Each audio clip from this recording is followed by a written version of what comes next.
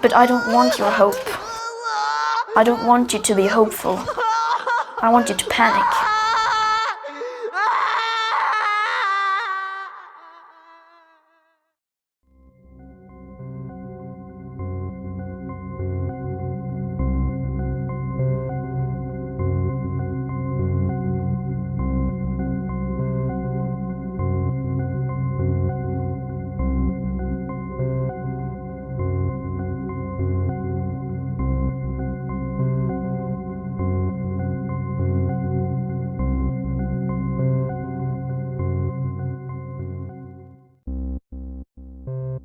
Era Edward Bernays, el sobrino de Sigmund Freud, un psicólogo al igual que su tío, pero Bernays se dedicó al campo de la psicología social o sociología aplicada y fue contratado por diferentes empresas para publicidad, para propaganda.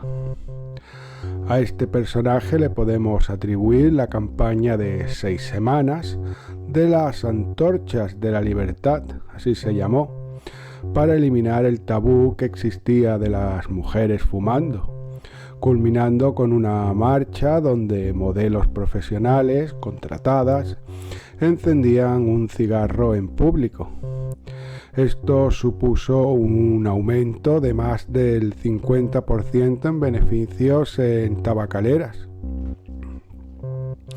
Ante el éxito fue contratado Bernays para el campo médico americano para convencer a los ciudadanos de que desayunar bacon y comer patatas fritas y en general alimentarse de grasa era lo más sano. Y no solo eso, sino que era lo auténticamente americano. Alimentarse de grasa frita era algo patriota. Es muy importante que entendamos este suceso ocurrido alrededor de los años 50. La propaganda pasó de ser una actividad maquiavelista para llegar a ser indistinguible de la publicidad. Compréndase que publicidad es promocionar tu producto, tratar de venderlo, y propaganda es inferir en la psicología de grupo para que se acepten circunstancias que no son beneficiosas de alguna manera. El gobierno se dio cuenta que con el uso del control mental efectuado sobre las masas podría convencer de lo que quisiera la población, que aceptaría de buena gana cualquier argumento, por descabellado que fuese.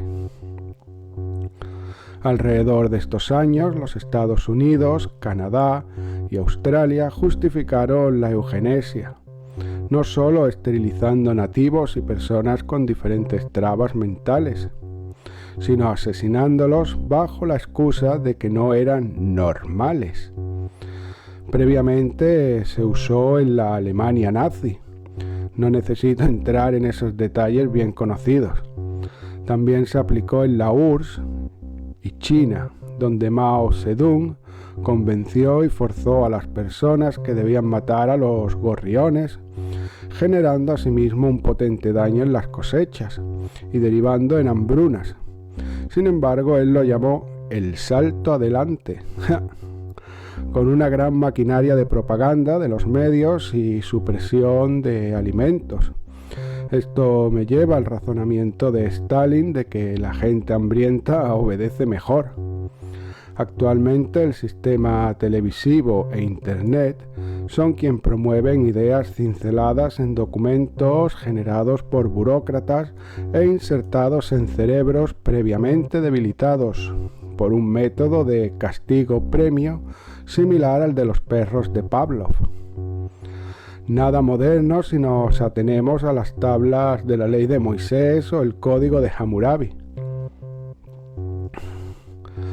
Serán España, Argentina, Venezuela e Irán países que no se tapan de su aplicación de la propaganda con fuertes controles de censura, ministerios de la verdad, policías del pensamiento y más. Como digo y repito, no es que en estos países sea exclusivo, es que en estos países es más fuerte su uso. Pero no te libra de esta influencia vivir en Estados Unidos, Alemania o Japón. Estas técnicas las desarrolló antes que Bernays Joseph Goebbels, el ministro de propaganda de la Alemania nazi. Quizás sea más fácil mostrar el decálogo escrito por él que resumir el libro del sociólogo suizo. Así es el listado. Principio de simplificación y del enemigo único. Adoptar una idea, un único símbolo, individualizar al adversario en un único enemigo.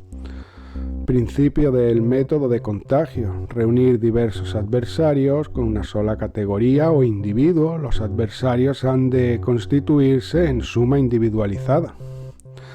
Principio de la transposición, que es cargar sobre el adversario los propios errores o defectos, respondiendo al ataque con el ataque. Si no puedes negar las malas noticias, inventa otras que las distraigan.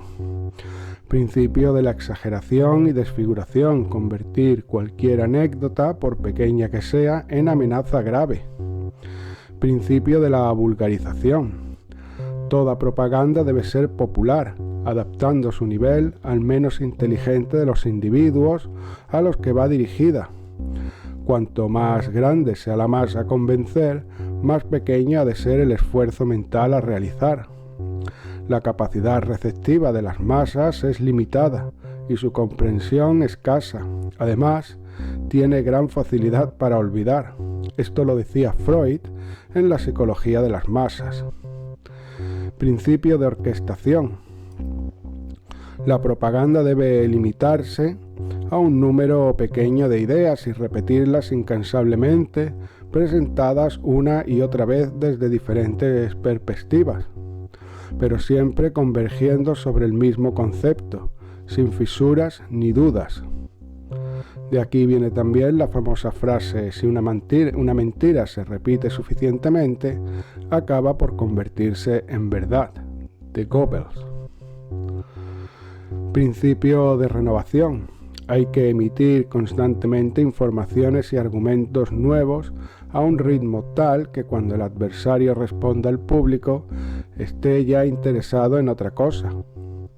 Las respuestas del adversario nunca han de poder contrarrestar el nivel creciente de acusaciones. El principio de verosimilitud, que es construir argumentos a partir de fuentes diversas a través de las informaciones fragmentarias. El principio de silenciación, acallar sobre las cuestiones sobre las que no se tienen argumentos y disimular las noticias que favorecen al adversario. También contraprogramando con la ayuda de medios de comunicaciones afines. Principio de la transfusión.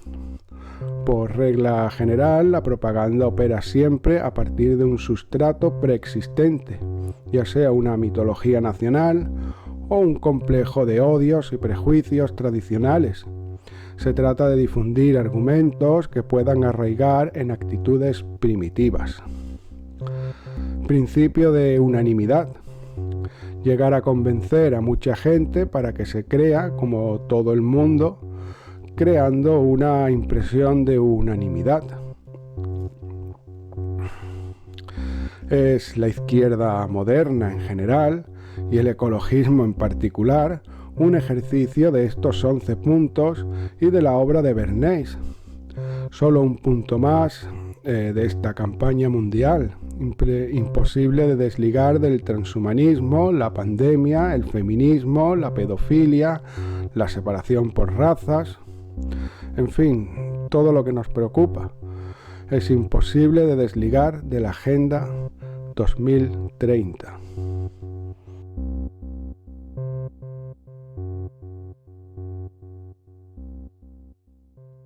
Lo que voy a mostraros en este programa, dividido en partes para su fácil digestión, no es una crítica al ecologismo en sí, no es un entramado conspiranoico tampoco de oscuros personajes que se mueven en la sombra.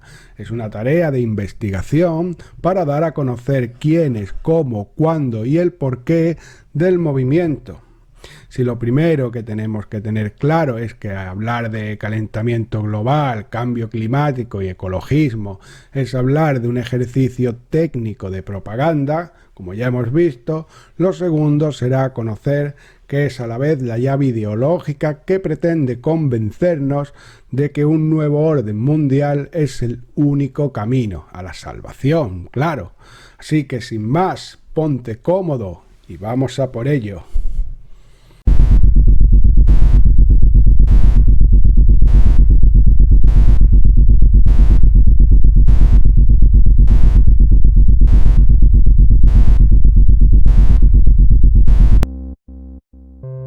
La piedra angular sobre la que se construye esta religión del clima es la erosión de conceptos que nos ha llevado a ser una especie próspera, a pesar de las guerras, las pandemias y otros males que nos han afectado desde que caminamos sobre los dos pies. El humano ha utilizado su capacidad de razón para comprender en vías generales que memento mori era más productivo que carpe diem. ¿Qué quiere decir esto? Memento mori está contenido en la trascendentalidad inmanente que significa ser una especie. No ya a nosotros, sino cualquier especie. Es decir, el axioma estoico que invita al individuo a vivir la vida de tal forma que su legado prevalezca. Ya que vamos a morir, debemos dejar el mejor recuerdo de nosotros. Y eso se transmite a la especie. Frente al carpe diem, que es el vive a tope y muere joven para dejar un bonito cadáver. En la dualidad natural, toda especie tiende a su destrucción y a la vez lucha por subsistir. No podemos escapar a eso ni como conjunto ni de manera individual. Es el ecologismo, como otros movimientos aledaños, algo que lo niega. Niega que en algún momento, por algún motivo que desconocemos, que podemos o no prever, vamos a desaparecer y seremos polvo. Una forma más en la línea del tiempo del planeta, la galaxia y el universo. Insignificantes a gran escala y que no aportamos nada especial. Mañana podría explotar el Sol y desaparecería gran parte del sistema solar, si no entero, y la naturaleza ni se inmutaría. Continuaría su curso moviéndose a través de sus ciclos infinitos, siendo nosotros solo parte espacial de alguno de ellos. ¿Estoy diciendo acaso que debemos abandonarnos a una muerte segura? No. Estoy diciendo que somos tan insignificantes universalmente que nuestro impacto en el cosmos es ínfimo. Y si la base del movimiento ecologista es salvar la naturaleza, su objetivo no va más allá de sus ombligos o de nuestros ombligos. Pues cualquier cosa que sucede es parte natural del todo y no están aceptando ser naturales. Como he dicho, lo natural es el memento mori, es decir, vivir de tal manera que tu vida se pueda considerar un éxito. Sea lo que sea que hagas, no todo el mundo va a ser arquitecto, futbolista o cocinero. Cada uno tiene una misión diferente que debemos encontrar y aceptar.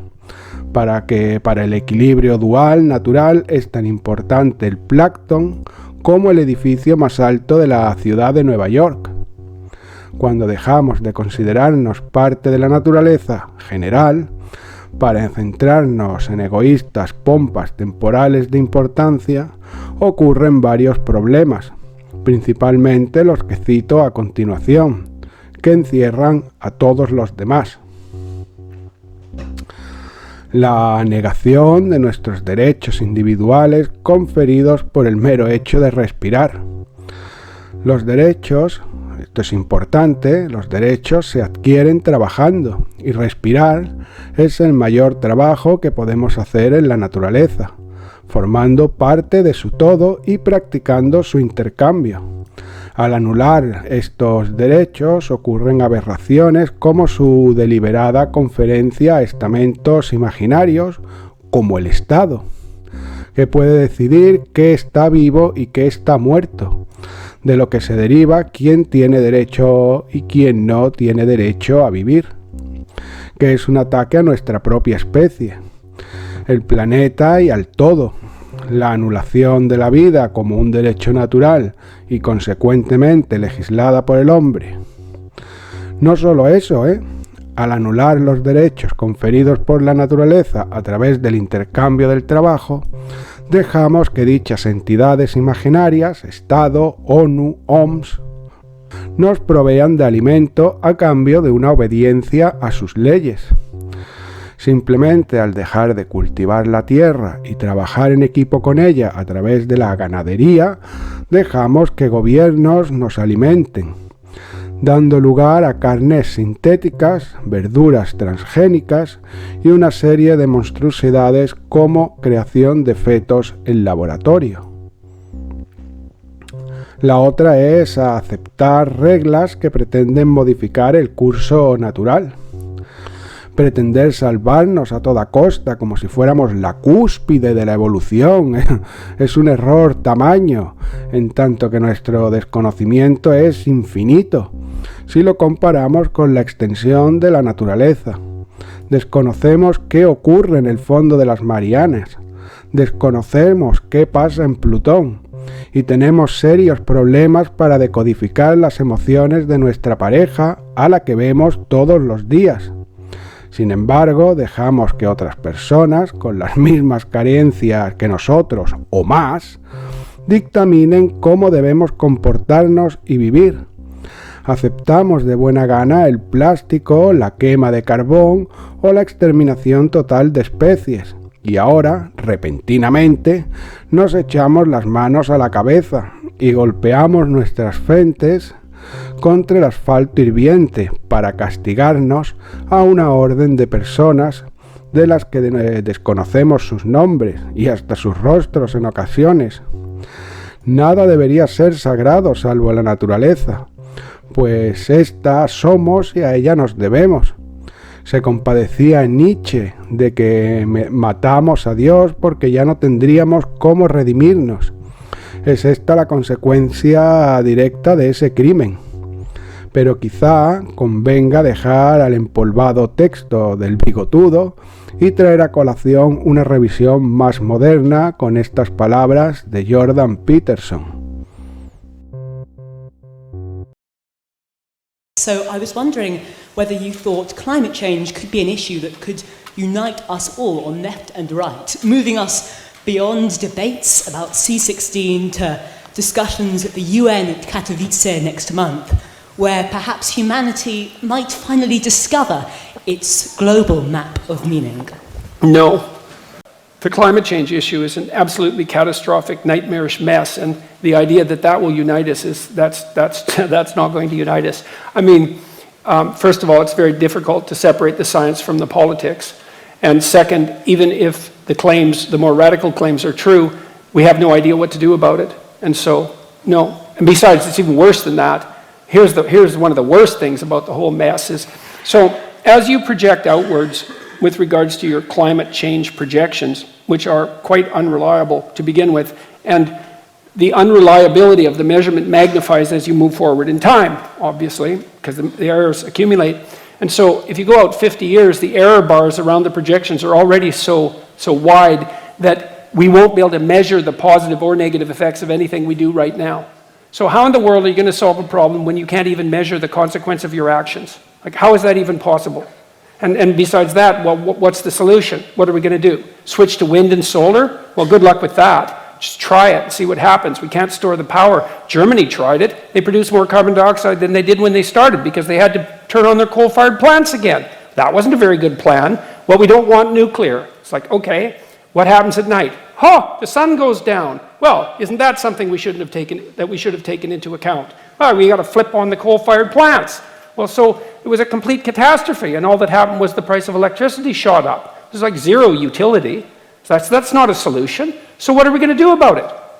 Well, we should cut back. We can't consume as much as we are all consuming. It's like, well, maybe, except the data that I've read indicate that if you can get the GDP of people up to about $5,000 a year, then they start caring about the environment, and the environment cleans up. So you could make a perfectly strong case, I think, and a reasonable one, perhaps even a humane one, that the actual idea would be to get everybody in the world who's poor, desperately so, out of poverty as fast as possible, which would increase consumption in the short term, because then they'd start to care about the environment and things would clean up. It's like, okay, well, what are we going to do about global warming? Well, good luck figuring that out. I don't see a solution on the horizon. He took the UN millennial goals. There's 200 of them. That's way too many goals if you're serious about goals, by the way, because 200 goals isn't a plan. It's a wish list. You have to prioritize. I'm serious. You have to prioritize. But they won't prioritize because each of the goals has its constituents. And if you prioritize, then you irritate the constituents. But if you don't prioritize, then you can't implement the plan. So what Lomborg did was gather a teams of economists, multiple teams, some of whom were Nobel Prize-winning economists. He had them assemble teams.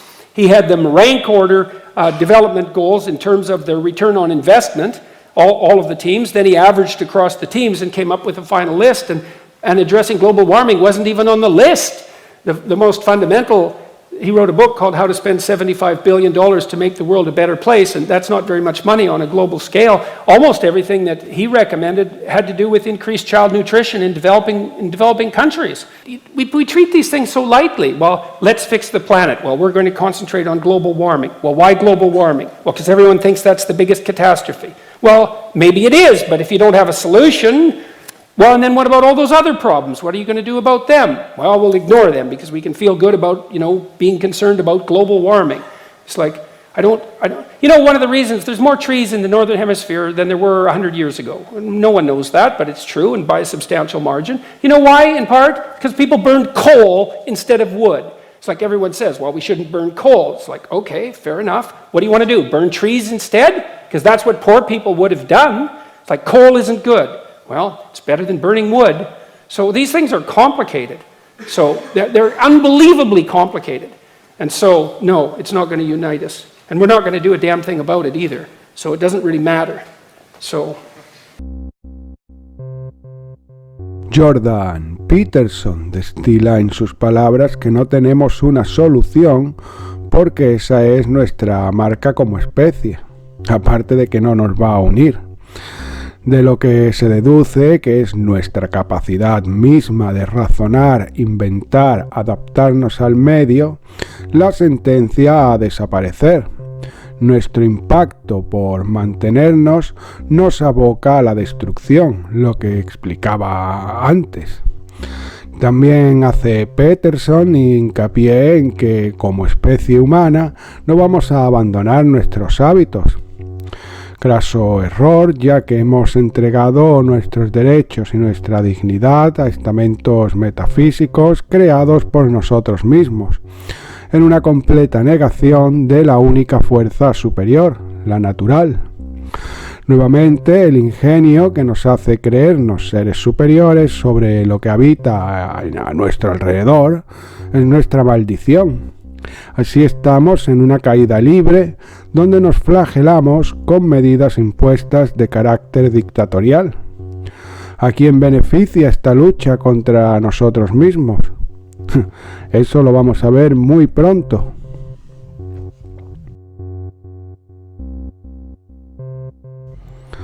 En resumen, Debemos aceptar que somos parte del todo. Una silla fabricada por un artesano es tan natural como un roble que crece salvaje al pie de una montaña. Una central nuclear lo es también, y el huerto de una familia en su jardín no pierde esa propiedad. Todo pierde ese valor cuando es regulado en beneficio de un Dios hecho con retales para poder perdonarnos al entregarnos al hedonismo tecnócrata. El perdón fabricado por el Estado que nos castiga por haber maltratado aquello del que él mismo es enemigo inherente. Por eso mismo hemos decidido confirmar el compromiso que nuestro país mantiene con la agenda climática, adelantando la presentación de una nueva contribución determinada a nivel nacional. Nuestra contribución incluye una comunicación de adaptación que busca fortalecer la resiliencia y disminuir la vulnerabilidad de los distintos sectores económicos, sociales y ambientales. Al mismo tiempo, la meta de mitigación que nos hemos propuesto para el 2030 representa un compromiso incondicional que incluye a todos los sectores de la economía y es un 26% más ambicioso que su anterior ejercicio. Confiamos en que nuestro sistema científico, tecnológico, servirá como fuente de conocimientos y herramientas para abordar este desafío.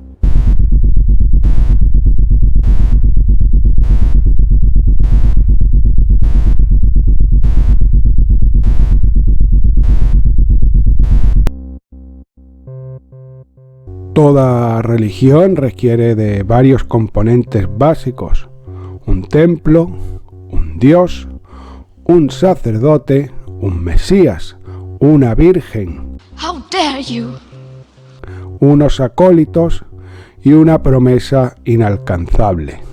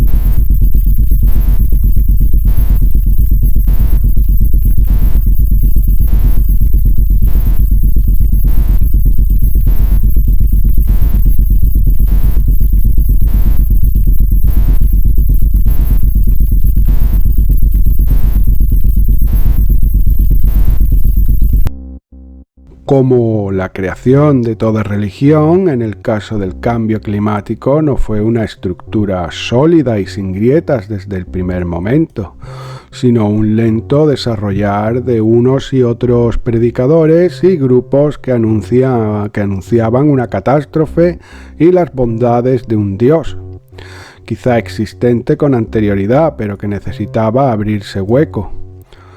Tomemos como ejemplo al bien conocido cristianismo. Al principio era una irrupción violenta hasta que se conformó en algo digerible por una mayoría. Para ello se necesitaron mártires y santos, la fabricación de un enemigo. El mismo desarrollo lo tenemos después de la Segunda Guerra Mundial. Un primer intento desde diferentes perspectivas de imponer un Estado único que se conformó durante una Guerra Fría hasta dar lugar a las llamadas democracias liberales. la formación de la ONU en el 1945 con la excusa de la paz es lo que podemos considerar el punto de partida. Nótese que la paz no es armonía, la paz se impone, para lo cual es necesario un proceso violento y la armonía se alcanza. El número de conflictos aislados desde 1945 solo ha incrementado. En nombre de la democracia, la paz mundial y el bienestar. Estos son los equivalentes del gobierno del Vaticano, la cristianización y la palabra de Dios, a través de la Inquisición, claro. Los combates por los diferentes cismas, etc., desde el siglo III y el Concilio de Nicea. La analogía es indiscutible.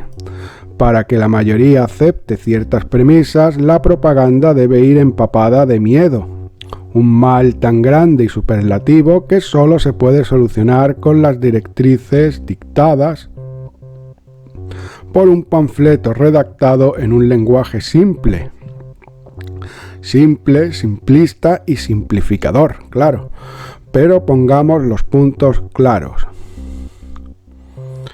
En 1968 se forma el Club de Roma de la mano y cuenta corriente de dos declarados seguidores de Gramsci, el keynesiano Aurelio Peccei de Italia, o Peccei, no sé cómo se dice, y el científico escocés Alexander King. La entidad no gubernamental tipo think tank se describe a sí misma en su página web diciendo que se preocupan por el futuro de la humanidad y efectúan eventos para discutir posibles soluciones con vistas a largo plazo. Está formada por científicos, economistas, altos cargos, políticos y expresidentes de gobierno. El hecho que les arroja relevancia es el ensayo de 1972 llamado Los límites del crecimiento. El Club de Roma lo encarga al MIT, al Instituto de Tecnología de Massachusetts. En el mismo se modernizan los preceptos malthusianos a un siglo XX que en aquellos momentos todavía curaba el azote de mayo del 68. Citando del prefacio del ensayo, dice así: el equipo del MIT introdujo datos sobre 5 factores demográficos en un modelo informático global y luego probó el comportamiento del modelo bajo varios conjuntos de superposiciones para determinar patrones alternativos para el futuro de la humanidad. Los límites del crecimiento es el informe no técnico de sus hallazgos. El libro también contiene un mensaje de esperanza. El hombre puede crear una sociedad en la que pueda vivir indefinidamente en la Tierra, si se impone límites a sí mismo y a su producción de bienes materiales para lograr un estado de equilibrio global con la población y la producción en países cuidadosamente seleccionados. Equilibrio. Ese mensaje de esperanza que menciona el libro pasa por una forzosa reducción de población, controlar la producción agrícola y de producto industrial, limitar la interacción humana para controlar la contaminación y promover energías renovables. Otro de los experimentos mencionados en el libro es el de controlar la población con sistemas tecnológicos. Creo que esto nos suena. Por tanto, aunque este mensaje se hubiese podido dar anteriormente de manera aislada, no es hasta que el Club de Roma paga al MIT para producir este ensayo que toma repercusión. Así llega a manos de la ONU, quien comienza una campaña intrusiva en los gobiernos con regulaciones y tratados que incentivan esta propuesta del think tank durante años. Desde ese momento, cada vez más magnates, a través de diferentes ONGs, desarrollan un relato apocalíptico, antrópico, en el que se promete un futuro de una tierra desértica, sin vida, con olor a huevos podridos, al que se llegará a través de una tremenda catástrofe climática, donde el dolor y la agonía harán que retocemos en lodazales de azufre. precioso. Y solo por tu culpa, por mi culpa, por la culpa de tus padres, de tus abuelos y de tus hermanos, que no obedecemos el dictamen profético y salvífico de sacerdotes de corbata. El infierno en la tierra del que solo ellos pueden salvarnos, una religión única para todos, un culto de plástico para una generación hedonista carente de principios que con cambio climático o no está destinada a desaparecer, por ser unos pusilánimes desarraigados de principios básicos como patria y familia. Este tipo de charlatanería no es nueva. Los sofistas, que eran los vendehumos frente a la razón de los filósofos, ya tiraban mensajes similares. Georgias de Leontinos anuló la posibilidad científica de determinar la naturaleza. Hippias de Elis y Antifón promovían un culto a la naturaleza frente a un posible caos promovido por la actividad humana. La antigua Grecia, Estos discursos en su momento eran populares también y les proporcionaban seguidores. Y seguidores eran riquezas. Los filósofos, como Empédocles, entendían que la naturaleza era cíclica, especialmente este dijo que cada 30.000 horas cambiaba el clima y afectaba a todo sobre la Tierra. Heráclito explicaba que la naturaleza se apagaba y se encendía, provocando al igual cambios drásticos. Son, por supuesto, explicaciones que a día de hoy hacen gracia, pero denotan un esfuerzo y un razonamiento acorde a los medios que tenían de observación en la antigua Grecia. Este culto moderno no llega tan atrás en su modus operandi. Se basa en los sistemas de Francis Bacon y Descartes, los promulgadores del método científico, pero faltos de medio también en su momento. El primero, Bacon, ajustaba el efecto climático a su descripción, es decir, que la tormenta era dañina en tanto que se observaba con violencia.